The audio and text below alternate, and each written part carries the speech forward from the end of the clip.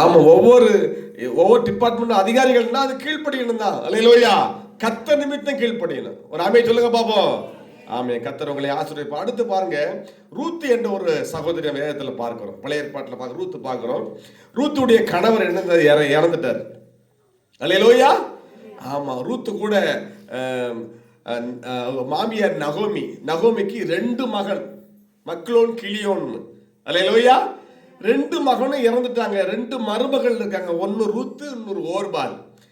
இந்த நகோமி சொல்றாங்க, இந்த மோவாப் தேசத்துல என் பிள்ளைங்க இறந்துட்டாங்க, நீங்க மருமகளை இந்த ஊர்ல யாரையாவது கல்யாணம் பண்ணிட்டு நல்லா இருக்க, நான் எங்க ஊர் பெத்லகேமுக்கு போறேன்னு போகுது. ஆனா ஓர்பால் என்ன செஞ்சிச்சு? ரெண்டு மருமகளும் போனாங்க. ஆனா ஓர்பால் என்ன பண்ணுச்சு? மாமியை முத்தமிட்டுட்டு போயிடுச்சு. ஆனா ரூத்து, நான் திரும்பி போக மாட்டேன், எனக்கு ஒரு கல்யாணம் ஒண்ணு வேண்டாம். அல்லேலூயா.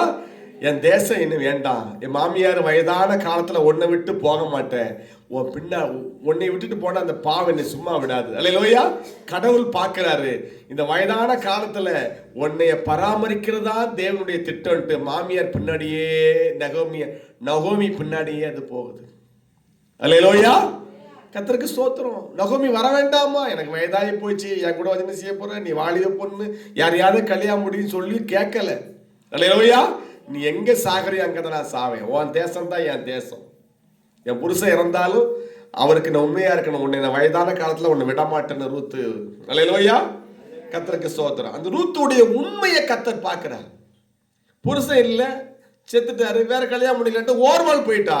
ஆனா ரூத்து மாமியாரை விடல, வயதான அந்த தாயாரை விடல. அல்லேலூயா. அந்த உண்மையை கர்த்தர் பார்த்து ரூத் வாழ்க்கையில் அடுத்து பாத்தீங்கன்னா, அவங்க பெத்லகேமுக்கு போனாலும் அங்க பெரிய ஒரு சீமான் போவாஸ்னு நகோமிக்கு சொந்தக்காரர். அல்லேலூயா.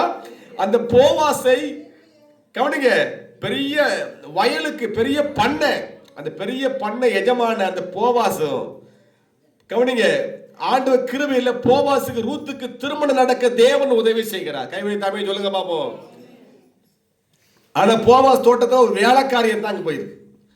போவாஸ் தோட்டத்தில் வேலைக்காரி கூட அனுமதி இல்லை. வேலைக்காரிகள் அங்க வயல சிந்துகிற கோதுமையை பொறுக்கி சாப்பிடுகிற ஒரு நிலை, பிச்செடுக்கிற நிலை போல அந்த ரூத்து.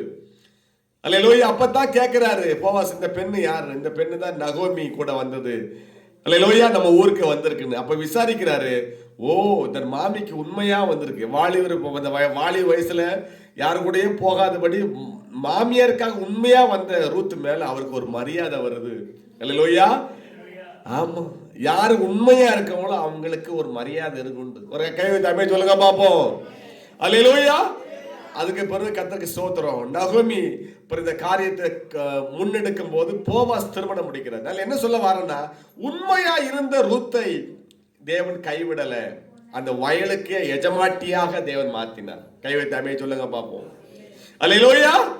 அவன் உண்மையா இருக்கும் போது, வேலை ஸ்தலத்திலே, படிக்கிற இடத்துல, உன் குடும்பத்திலே நீ உண்மையா இருக்கும் போது தேவன் உன்னை ஆசீர்வதிப்பார். அல்லேலூயா. மனுஷன், ஆமா, கர்த்தருக்கு ஸ்தோத்திரம், மனிதன் பார்வைக்காக அல்ல, கடவுள் பார்வைக்கு உண்மையாயிரு. மனிதன் உன்னை தூற்றட்டும், மனிதன் உன்னை பொய் சொல்லட்டும், மனிதன் உன்னை ஏற்றுக்கொள்ளாமல் போகட்டும், ஆனா கடவுள் பார்வையில உண்மையா இருக்கும் போது, அல்லேலூயா, நான் இப்படி செய்யவே இல்லை, இப்படி சொல்றாங்க, இப்படி பேசவே இல்லை, இப்படி சொல்றாங்க, இப்படிலாம் போய் சொல்றாங்க, இப்படிலாம் நீ புலம்பாத, கடவுள் பார்க்கிறாரு, அந்த நபர்ல எல்லாம் போயிடுவாங்க. அல்லேலூயா. நீ கடவுளுக்கு உண்மையா இருக்கும் போது நீ தான் நிலைச்சு நிற்ப கடைசி வரைக்கும். கைவை சொல்லுங்க பாப்போம். அல்லேலூயா.